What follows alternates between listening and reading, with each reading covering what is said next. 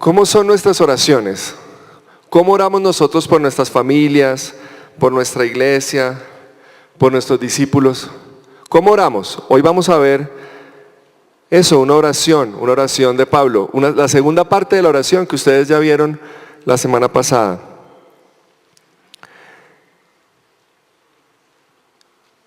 En Colosenses, vamos a ver Colosenses 1 del 9 al 14, y esta oración empieza con una frase: por eso, desde el día en que lo supimos, no hemos dejado de orar por ustedes. La razón por la que Pablo está orando por los colosenses es porque ha escuchado de su fe, de su amor, de la esperanza, de lo que el Evangelio ha hecho en sus vidas, un Evangelio predicado por alguien distinto a Pablo, por Epafras. Y esta oración que vamos a ver es una oración que muestra que no es suficiente con conocer el Evangelio, que no es suficiente con tener una fe en Jesucristo, sino que el Evangelio debe transformar nuestro ser para producir un cierto tipo de persona, un cierto carácter, una persona que realmente es transformada por Dios y es usada por Dios para transformar a otros.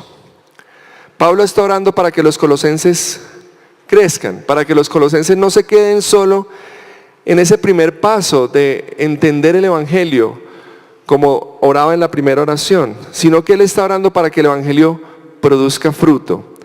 Esta es una oración que nos enseña cómo debemos orar por nosotros y cómo debemos orar por otros, por aquellos discípulos, por las personas que Dios ha puesto a nuestro lado. Y yo titulé el mensaje una oración poderosa. ¿Y por qué es una oración poderosa? No es poderosa porque vamos a ver grandes milagros y sanidades. Es poderosa porque busca que seamos el tipo de persona que Dios quiere que seamos. Busca que nos desarrollemos como los cristianos que empezamos a ser cuando entendimos el Evangelio. Es la oración que nos va a permitir participar de la herencia de todos los santos. Es la oración para que nos desarrollemos como cristianos maduros, para que finalmente podamos mantenernos firmes en todo momento. Pablo ora para que ellos sean el tipo de personas que, no importa las circunstancias, ellos puedan mantenerse firmes. Puede haber una oración más poderosa y trascendental que esta. Es una oración que puede ser un modelo de la manera en que debemos orar. Y vamos a ver entonces cómo ora Pablo por los colosenses. Es básicamente una oración poderosa para que ellos lleguen a ser esos cristianos maduros. Esos cristianos que se desarrollan y que no se quedan solo en el primer amor. Es una oración poderosa que busca la voluntad de Dios. Dice el versículo 9a y el 10, pedimos que les haga conocer plenamente su voluntad con toda sabiduría y comprensión espiritual. Entonces es una oración que lo primero que pide es que ellos puedan conocer la voluntad de Dios. Es una oración en la que podemos orar para que Dios nos permita conocer su voluntad. Ahora yo les pregunto, ¿saben ustedes cuál es la voluntad de Dios? ¿Alguna vez se han preguntado cuál es la voluntad de Dios? No sé ustedes, pero frente a este tema siempre hay como mucho misterio, como que no sabemos, como que hay veces estamos en situaciones en las que estamos buscando la voluntad de Dios y decimos, pero ¿cuál es la voluntad de Dios? Muchos de nosotros ayunamos y oramos para saber cuál es la voluntad de Dios para cosas específicas, pero la verdad es que hay dos principios que nos pueden ayudar a entender y a conocer la voluntad de Dios. Lo primero es saber cuál es el propósito general de Dios, el propósito grande de Dios.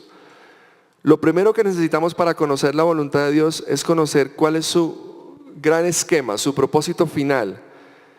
¿En qué consiste la historia en la que estamos nosotros inmersos? ¿Cuál es el propósito final de Dios con la humanidad? Podríamos decir que la historia de la humanidad es una historia que se puede resumir en 4 escenas. La creación, donde Dios crea todo, y crea a la humanidad para que administre la tierra, para que se multiplique. El momento de la caída, cuando el ser humano decide llevar su propio camino y rebelarse contra Dios. Y en este momento de la caída pasa algo. Dios, cuando nos creó, ¿se acuerdan que al final dice que todo era bueno? Todo era bueno en gran manera. Dios nos crea en armonía con la creación, en armonía con Él, en armonía con los otros y en armonía con nosotros mismos. Y cuando el ser humano se rebela contra Dios, hay 4 rupturas, 4 consecuencias de la armonía que Dios había creado. Dejamos de estar en relación con Él, dejamos de estar en buena relación con la naturaleza, con la creación, dejamos de estar en buena relación con los otros seres humanos y empezamos a sentir vergüenza. Eso también es una consecuencia. Nuestra relación con nosotros mismos también se daña. Entonces, creación, caída, cuando el pecado entra por la rebeldía del ser humano, la escena de la redención que empieza en el mismo momento después de la caída. Dios empieza a hablar a la humanidad, a decirles que los va a salvar. Escoge a un hombre, Abraham, después escoge a un pueblo, a través de ese pueblo nace Jesucristo. En Jesucristo Jesús muere por nuestros pecados. Dios empieza a restaurar esas relaciones. Y en este momento vivimos, después de la muerte de Jesús, nosotros como iglesia estamos redimiendo la creación a través del mensaje, a través de nuestras vidas, a través de nuestro testimonio. Dios está buscando que todo sea restaurado otra vez. Y esa es la última escena. La última escena es la consumación, es el final feliz. Es cuando toda la creación va a volver al propósito original de Dios. Es cuando nosotros estemos resucitados, los que hemos creído en Jesús. Es cuando cielos nuevos y tierra nueva vamos a disfrutar. Ese es el plan general de Dios. Todo lo que Dios está haciendo y lo que Dios ha hecho apunta a restaurar todas las cosas en Jesucristo. Más adelante van a ver, dice que Jesucristo, Dios quiere restaurar todas las cosas. Eso está ahí en Colosenses. Así que al final de los tiempos toda lágrima será enjugada, toda injusticia terminada, todo dolor sanado. Así que una de las cosas que nos ayuda a entender esto de la voluntad de Dios es que todo lo que hagamos que apunte a ese propósito último, que apunte a ese final, es voluntad de Dios. Si nosotros entregamos nuestra vida por la justicia, estamos haciendo la voluntad de Dios. Si ayudamos a la gente a reconciliarse con Dios, estamos haciendo la voluntad de Dios. Si ayudamos a reconciliar a las personas con otras personas, estamos haciendo la voluntad de Dios. Si ayudamos a cuidar el planeta, estamos haciendo la voluntad de Dios. Cualquier cosa que apunte a ese propósito último es voluntad de Dios. Así que eso es lo primero para poder entender este tema de conocer la voluntad de Dios. Pero el otro aspecto es que cuando ya sabemos cuál es el destino final, hacia dónde vamos todos, es nuestra comunión íntima con Dios la que nos puede guiar ya en los detalles de la vida, en las decisiones pequeñas, en esos momentos en los que no sabemos si tomar por este camino o tomar por este otro camino. Es como si nos montamos en un carro en un país desconocido. Sabemos para dónde vamos. Tenemos una dirección. Estamos con un amigo que vive allí. Y hay veces con Dios nos pasa, es como si le pidiéramos al amigo en ese momento, mire, ¿sabe qué? Deme todas las instrucciones ya. Deme el mapa completo. Yo sé que nos demoramos hora y media, pero yo quiero ver el mapa completo ya. Pero Dios no nos da el mapa completo ya. Dios no nos da todo el mapa de una. Dios, en medio de la comunión íntima con Él, Él nos va dando instrucciones día a día. Y este amigo es como si este amigo nos dijera, no, el mapa completo no, que nos vamos a poner en esas. Tranquilo, confíe en mí. Yo le voy diciendo por dónde vamos yendo. Yo conozco el camino. Es mejor simplemente escuchar y confiar. Así es con Dios. Así es con la voluntad de Dios. Sabemos el destino, pero las pequeñas decisiones en el camino las hacemos mejor si simplemente le escuchamos. ¿Cómo le escuchamos? Orando, leyendo la palabra, obedeciendo lo que ya sabemos que tenemos que obedecer. Si Dios le ha dicho algo claro y usted no lo ha obedecido, no espere que le hablen otra cosa. Él normalmente es un poquito insistente. Tenemos que obedecer, cultivamos esa relación íntima con Dios que nos permite escucharle en esas decisiones pequeñas de la vida. Por eso Pablo pide sabiduría y comprensión espiritual para que podamos conocer la voluntad de Dios. Y sabiduría y comprensión espiritual, la comprensión espiritual es la que nos permite conocer el propósito último de Dios. Usted tiene que entender el plan completo de Dios, entender quién es Dios, entender qué hizo Dios en Jesucristo, entender Dios qué quiere hacer con usted, entender Dios qué quiere hacer con la iglesia. Eso es comprensión espiritual. Y sabiduría es cómo aplicar eso a la vida diaria. Son esos dos principios que nos ayudan a conocer la voluntad de Dios, que es la primera parte de la oración. Conocer la voluntad de Dios. Así que allí nos surge una pregunta para que empecemos a pensar. ¿Usted tiene claro cuál es la voluntad de Dios para su vida? ¿Ha entendido cómo se ajusta su vida al plan de Dios, al plan grande de Dios, al propósito último de Dios? ¿Y camina usted estrechamente con Dios para escucharlo?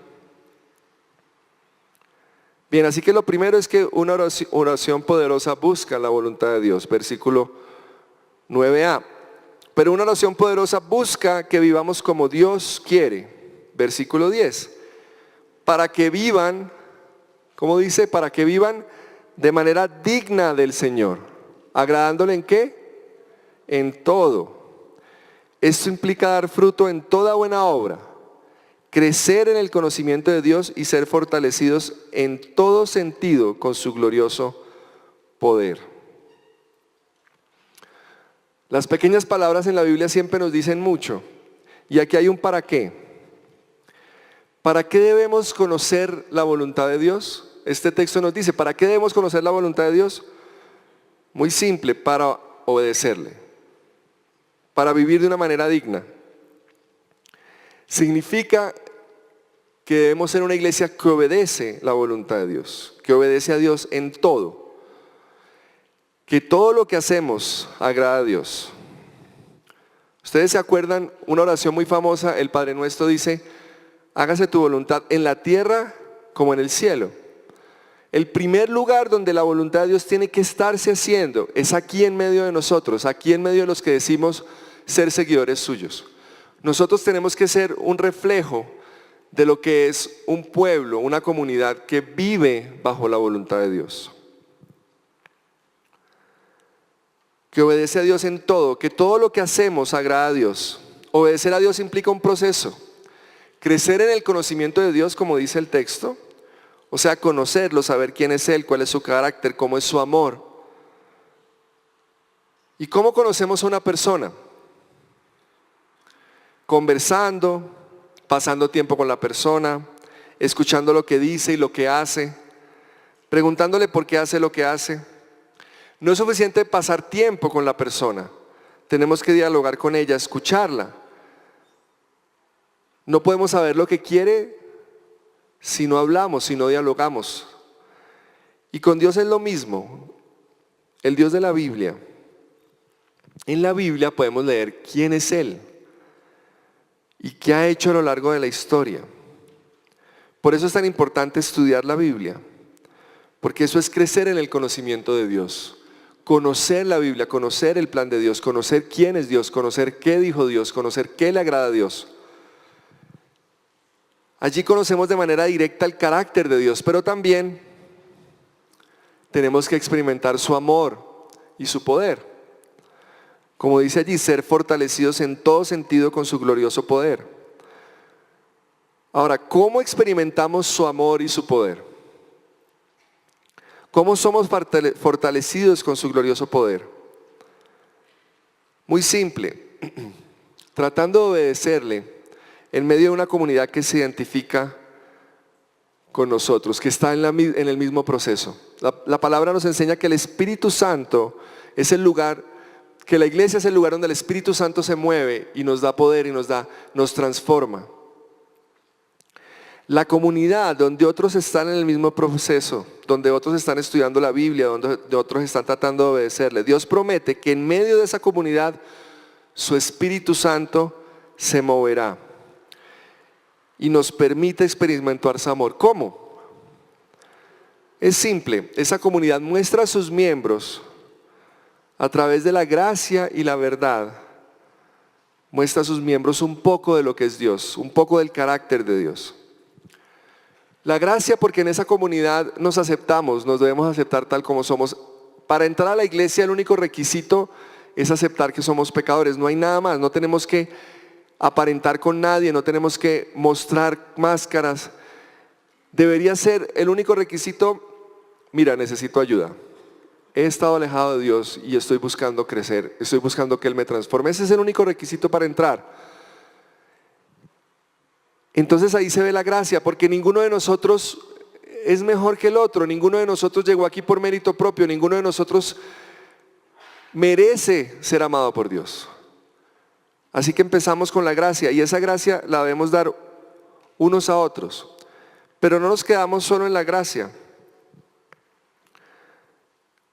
La verdad, porque esa comunidad nos ayuda a crecer, nos hace responsables ante Dios y ante los otros para que cambiemos lo que tenemos que cambiar y nos parezcamos más ¿a quién? A nuestro modelo, a Jesucristo. Así que la comunidad, la iglesia tiene esa función y ese espíritu y ese ambiente donde podemos ver al Espíritu Santo cambiar vidas. ¿Por qué? Porque el Espíritu Santo nos permite dar gracia y el Espíritu Santo nos ayuda a dar verdad y a ayudarnos a crecer. Es como en la familia. Cualquier familia que funciona más o menos bien, no solo nos forma diciéndonos qué debemos hacer, qué es lo bueno y lo malo, los papás ejemplifican eso con sus vidas, pero aman y disciplinan a sus hijos para que ellos aprendan a ser como esa familia quiere que sean. En nuestras familias, cuando tenemos dinámicas sanas, nos aman incondicionalmente. Usted nunca deja de ser hijo, nunca deja de ser hermano, pero también nos ayudan a crecer, nos llaman la atención, nos jalan las orejas. ¿Qué busca la familia? Que seamos hombres de bien. Eso es lo que nosotros en nuestro ministerio en las universidades, les cuento un poquito lo que hacemos. Nosotros vamos, evangelizamos, y las personas que quieren empezar a seguir a Jesús entran a un grupo de discipulado, lo llamamos grupos de discipulado y transparencia.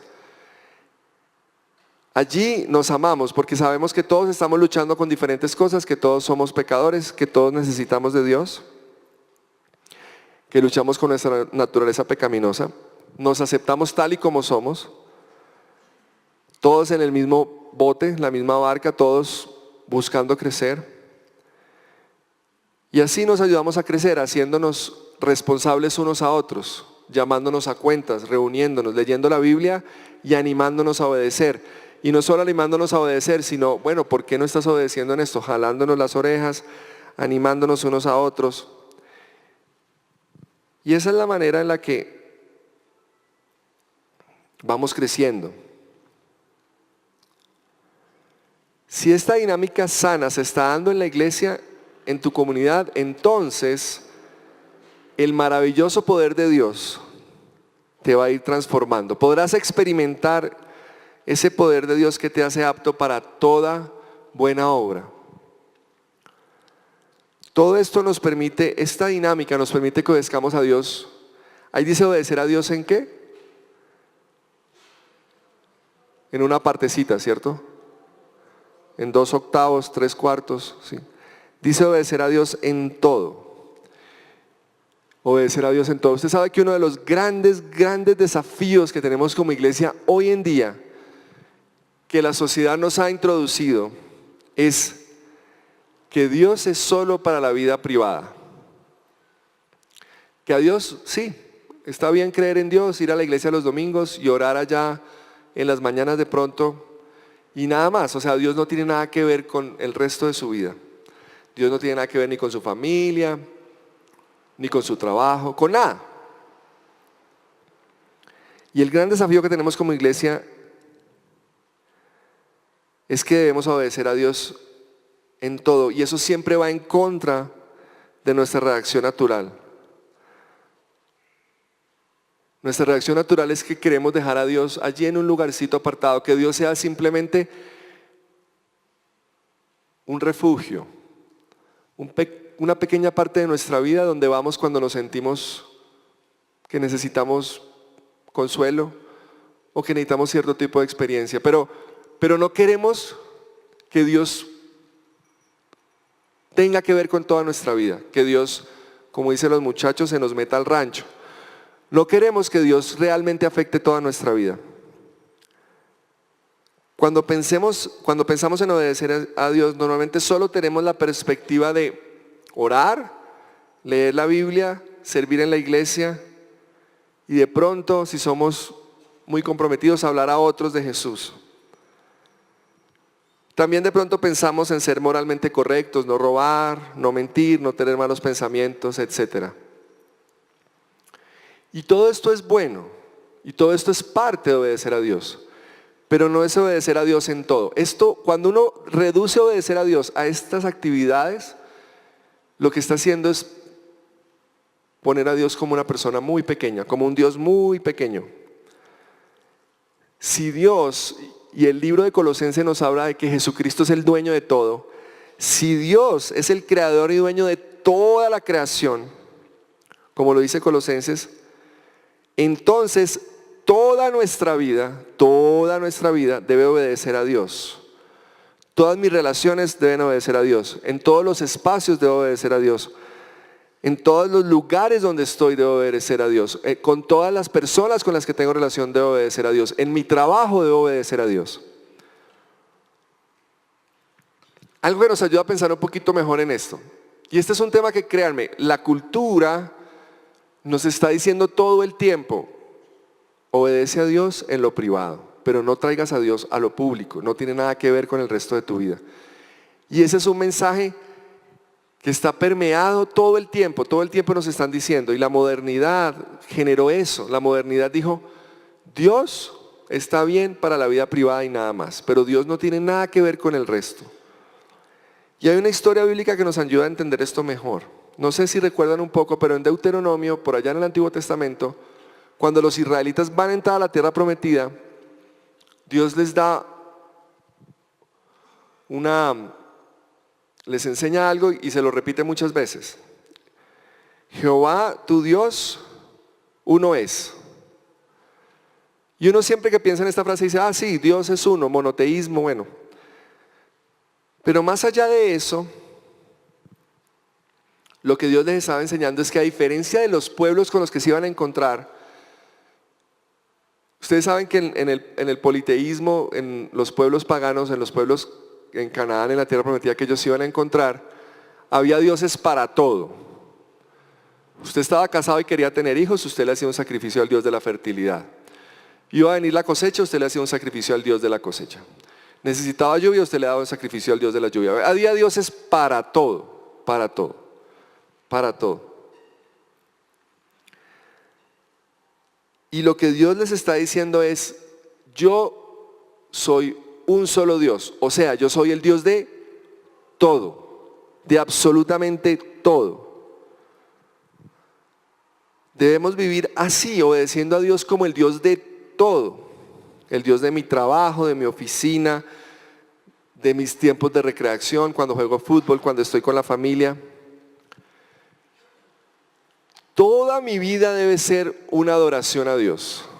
Cuando yo recién me convertí, uno de los lugares donde más difícil para mí fue obedecer a Dios fue jugando básquetbol. Yo jugaba básquetbol de joven. Y cuando jugaba básquetbol tenía mis mañas y era peleón y bueno, cosas muy normales pero malas.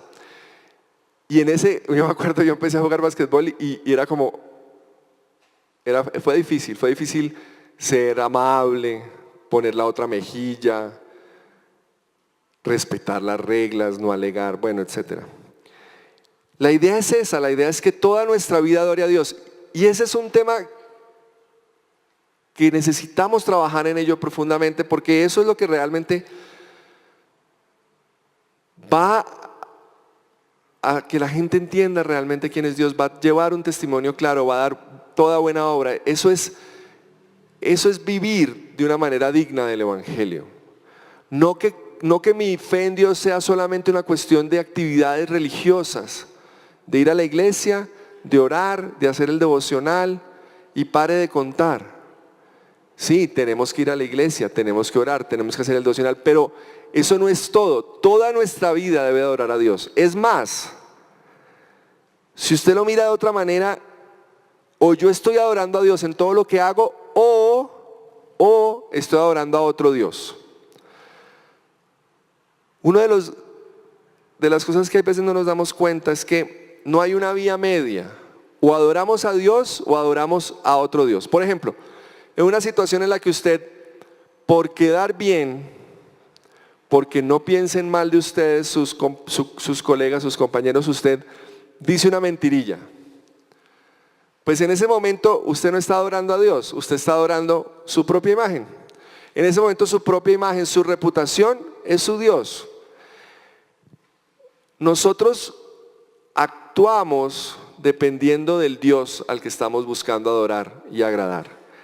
Y la idea es que el Dios de la Biblia, el Dios de Jesucristo, debe ser nuestro Dios. Y que sea nuestro Dios significa que lo obedecemos, que le adoramos en todo. Así que la segunda parte de la oración poderosa busca que vivamos como Dios quiere, obedeciéndolo en todo. Y la pregunta que nos surge de ahí es, ¿te esfuerzas por obedecer la voluntad de Dios? ¿Buscas la voluntad de Dios para obedecerla? ¿Es Dios el eje de toda tu vida? ¿Es realmente Dios tu vida? ¿Es realmente Dios tu Dios? ¿Estás dispuesto a hacerlo todo por obedecer? ¿Es tu vida entera un aroma grato, una adoración a Dios? Esa es la segunda parte de la oración. La tercera, una oración poderosa, busca que nos mantengamos firmes en medio de las dificultades. Dice, así perseverarán con paciencia en toda situación. Así perseverarán con paciencia en toda situación.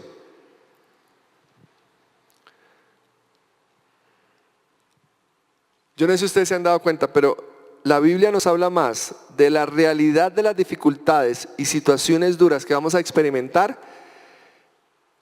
que del pseudomensaje que oímos por ahí, de que creen en Dios, creen en Jesucristo y todo será color de rosa.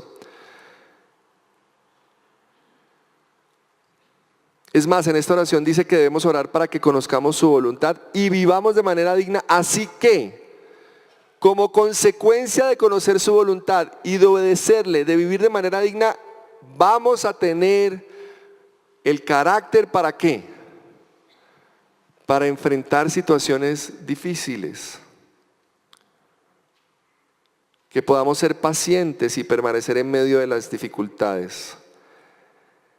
La madurez cristiana por la que Pablo está orando, la madurez cristiana por la que debemos orar, se evidencia en mi actitud hacia las dificultades. Y que dificultades que sí o sí van a venir.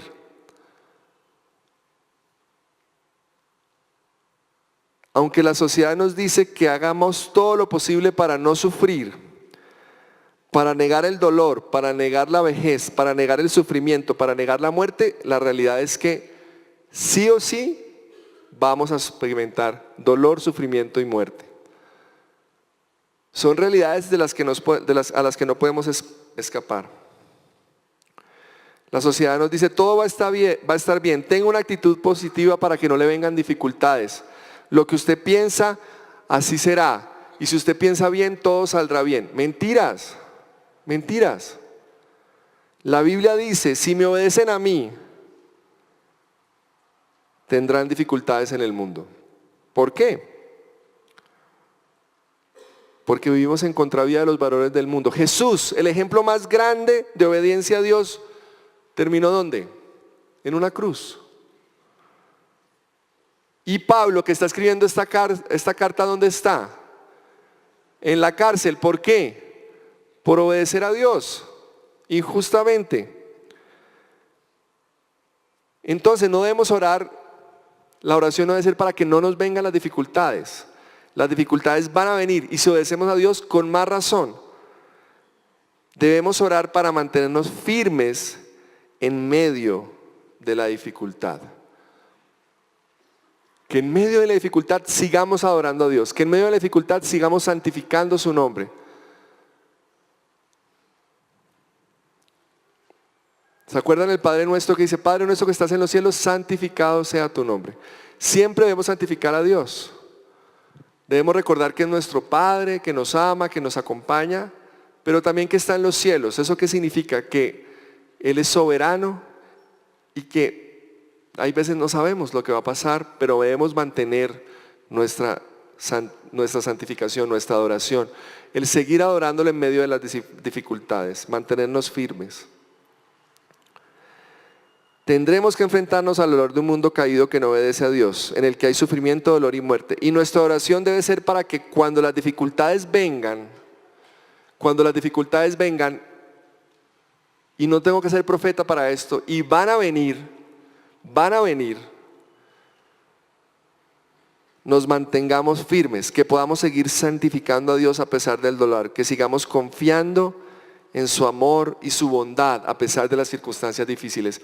Miren, esta iglesia, la Confra Unicentro, la Confra Colina, ha vivido dos situaciones que son muy cercanas, que muestran y ejemplifican esto.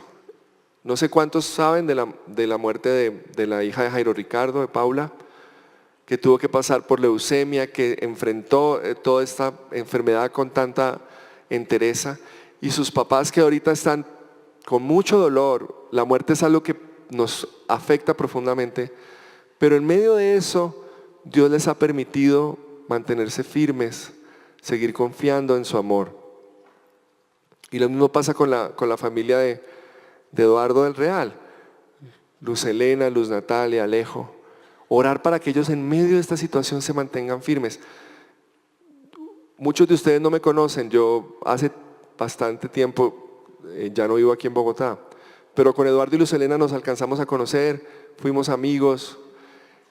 Con Luz Natalia es esposa de uno de mis mejores amigos aquí en la iglesia y son momentos difíciles, pero en esos momentos es donde Dios quiere que oremos para que seamos el tipo de personas que puede mantenerse firme en medio de estas dificultades. Esa es la madurez cristiana, un carácter que se mantiene firme en medio de las dificultades. Y finalmente una oración poderosa siempre da gracias a Dios por lo que Él ha hecho por nosotros. Eso es parte de lo que nos ayuda a mantenernos firmes. Dice versículo 12, dando gracias con alegría al Padre, Él nos ha facultado para participar de la herencia de los santos en el reino de la luz. Él nos libró del dominio de la oscuridad y nos trasladó al reino de su amado Hijo, en quien tenemos redención, el perdón de pecados. La madurez cristiana no es solo mantenernos firmes en medio de las dificultades, no es un estoicismo a toda prueba, no es como todo lo puedo en Cristo que me fortalece, pero sufriendo y como los estoicos que creían que sufrir per se era valioso. No, la madurez cristiana por la que debemos orar tiene una actitud de gratitud, de gozo, y da gracias a Dios con alegría, gozo. Como dicen otras versiones, ¿cómo puedo dar alegría en medio de las dificultades? ¿Por qué puedo dar gracias en medio de las dificultades? ¿Cómo puedo tener gozo? ¿Cómo puedo tener un corazón así? Porque recordamos y sabemos lo que Dios ha hecho por nosotros. Él dice ahí dice, nos promete herencia entre los santos, o sea, tenemos un final feliz, tenemos la confianza de que experimentaremos ese momento en el que toda lágrima será enjugada y todo será sanado. Todo el sufrimiento que experimentemos no va a ser nada comparado con el gozo que tendremos en la eternidad. Pero no solo eso, al final de la historia entenderemos el propósito del sufrimiento que vivimos. Así en esta tierra no alcancemos a dimensionarlo completamente. Miren, yo siempre creí que uno entendía el propósito de Dios con el sufrimiento y que lo entendía aquí en la tierra y yo siempre he sido muy preguntón, cansón, y cuando con Dios siempre era así, pasaba algo difícil y yo oraba y Señor, ¿por qué pasó esto? ¿Cuál era tu propósito? Y Dios de alguna manera me ayudaba a entender. Pero una de las cosas que aprendí en medio de mi crecimiento fue que hay momentos en los que Dios no nos da la razón. Mi mejor amigo en la universidad, él era ateo, yo había estado compartiendo con él, hablándole de Jesús mucho tiempo, estudiábamos juntos, estábamos en una salida de campo, yo estaba durmiendo en la misma carpa con él, gran amigo. Pues en esa salida de campo murió, un accidente, se ahogó en el lago donde estábamos. Y yo recuerdo que el dolor y el sufrimiento de esa época fue muy difícil para mí. Eso generó grandes preguntas hacia Dios. ¿Y saben qué me contestó Dios? Nada. Ahora entiendo muchas cosas que Dios hizo en mi carácter, que me ayudaron en medio de ese proceso, pero si usted me pregunta, ¿por qué se murió Giovanni, su mejor amigo de la universidad, hace 15 años? Yo le digo, no tengo ni idea, porque todos nos morimos y porque Dios es soberano. El sufrimiento y la muerte a veces nos dejan perplejos, pero sí podemos estar seguros de que la razón por la que pasan estas cosas, detrás de eso, Dios nos ama. Dios nos ama. Dice que nos libró del dominio de la oscuridad. Dice que tenemos redención de pecados. Somos sus hijos adoptados porque Dios nos ha perdonado. Así que tenemos la esperanza de la resurrección, pero sobre todo tenemos la certeza del gran amor de Dios manifestado en la cruz. Podemos dar gracias porque aunque enfrentemos dificultades frente a las que no tenemos respuesta, podemos estar seguros que Dios nos ama y que Dios venció en la cruz, que en la cruz nos dio perdón de pecados y venció a la muerte al resucitar. Si logramos entender que no hay ningún sufrimiento, ni dolor, ni muerte que no haya sido vencida ya por Dios en la cruz, si logramos entender que Dios nos amó tanto, que estuvo dispuesto a hacerse hombre, sufrir y morir en una cruz por amor a nosotros, si eso logra cautivar nuestra imaginación, nuestros sentimientos, nuestros pensamientos, entonces podemos dar gracias a Dios en todo, con gozo, porque Él nos amó profundamente.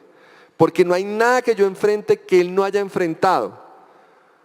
Porque podemos estar seguros que si nos permite el dolor no es por falta de amor, ya que no hay obra más grande de amor, manifestación más grande de amor que la muerte de Jesús en la cruz. Porque tenemos un Dios cuya historia es más conmovedora y magnífica que cualquiera de las historias de amor que usted conozca. Él nos amó tanto, tanto que podemos estar seguros que en medio de las dificultades Él nos sigue amando. No importa cuán oscuro y doloroso sea el momento que estamos atravesando. Esa es la oración que Pablo hace por los colosenses, una oración poderosa que busca la madurez cristiana. Esta oración busca primero la voluntad de Dios, segundo que vivamos como Dios quiere que vivamos, tercero que seamos el tipo de personas que nos mantengamos firmes en medio de las dificultades y que podamos ser el tipo de persona que siempre da gracias a Dios por lo que Él ya ha hecho por nosotros. Hay dos maneras de aplicar lo que acabamos de aprender. Podemos usar el modelo de la oración para orar por nosotros, por nuestra vida, para que seamos ese tipo de personas y ese tipo de iglesia que Pablo quería que los colosenses fueran.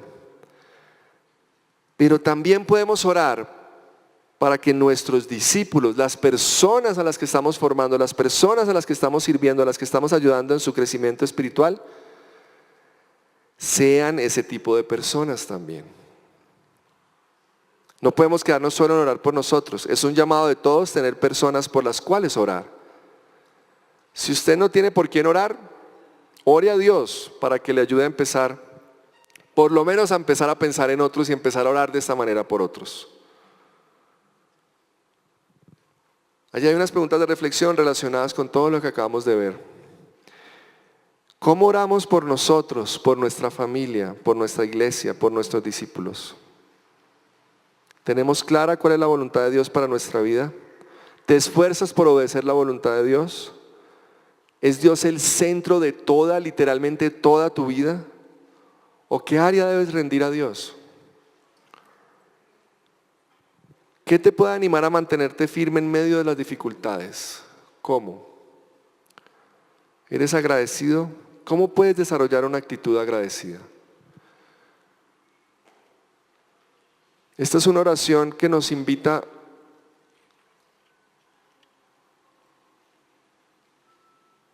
a que Dios nos transforme y a que podamos orar para que Dios transforme otras vidas. Que Dios nos ayude, que Dios nos ayude a ser el tipo de personas que Él quiere que seamos. Oremos para terminar.